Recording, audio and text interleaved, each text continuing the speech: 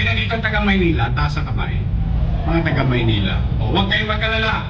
Ni singkong daling ng pera ninyo, walang ginamit dito. Ito ay tanging epekto lamang ng mga bagay na ating pakisuyo. Kung alala na in July, 2 months straight, I've been talking to a lot of people, corporations, individuals, who's who of this country. And yet, the effects of it, Jones Bridge, thank you very much. Ito naman ngayon, at yan naman ang susunod, and so on and so forth. Kaya, sa Mayo, reserva nyo na ang mga date ninyo. Inaanyayahan kayo ng national government at city government, bumalik na kayo sa Metropolitan Theater. Wow. Yes. You can ask your mothers and fathers that they have a story to tell on one of the jewel of Manila, a few meters away from here. Yan lang ho yun. Unti-unti, sa awa ng Diyos, at sa tulong ninyo, muli, Manila will be vibrant again. And I hope you don't mind me asking you, all of us here, a simple clap will do by saying thank you to PLDT and SMART.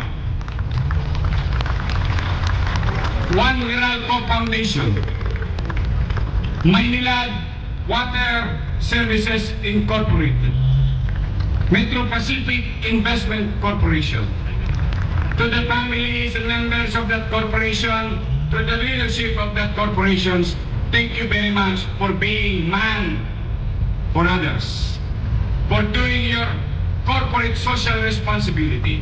And thank you to the leadership of those corporations and members of those corporations for believing again in the city of Manila, for giving us opportunity to be better as government officials. So muli, ayaw ko na pong pakahabahan dahil mas gusto ko itong makita nito na walang harang. As you can see, naglagay kami nung araw, meron tinatawag sa luneta no mga nagde-date yung mga magulang namin. Ang tawag namin doon, pag nagde-date sila, naggugulong-gulong sa damuhan.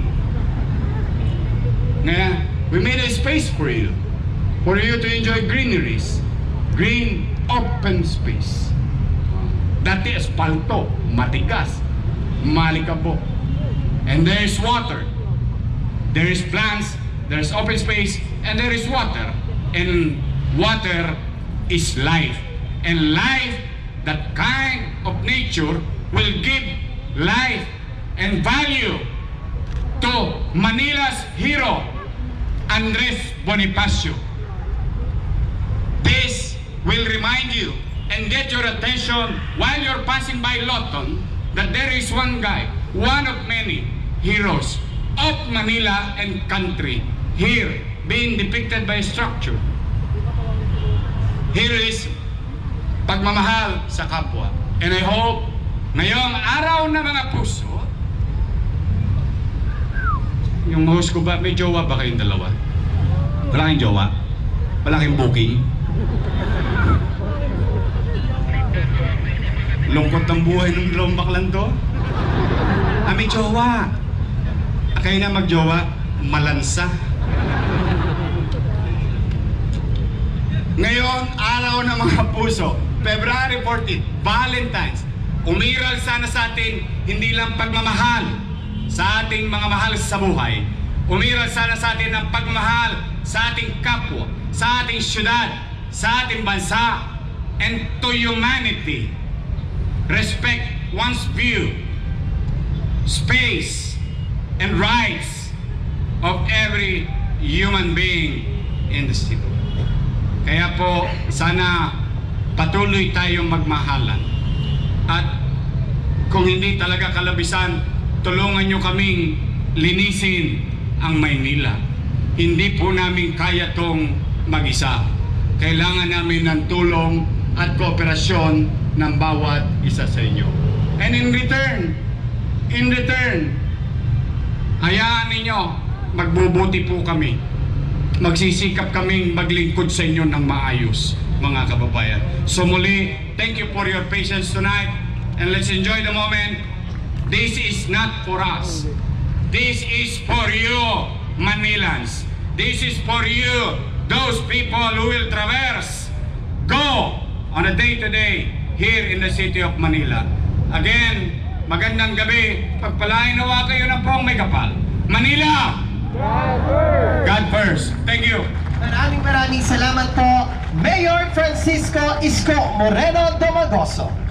At ngayon po ay sabay-sabay po nating saksihan ang ating pagsisinaya ng ating musical dancing fountain. Inaanihan po namin ang ating buting alkalde, ang ating buting vice mayor,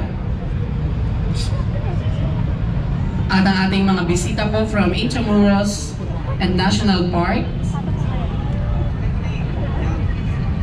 At tayo naman po mga Batang Maynila, inaanihan din po namin kayo na tumutok po sa ating mga screens for the top shots. Sabay-sabay po tayong magbilang, mga minamahal naming mga Batang Maynila. Simulan po natin from 10, 9,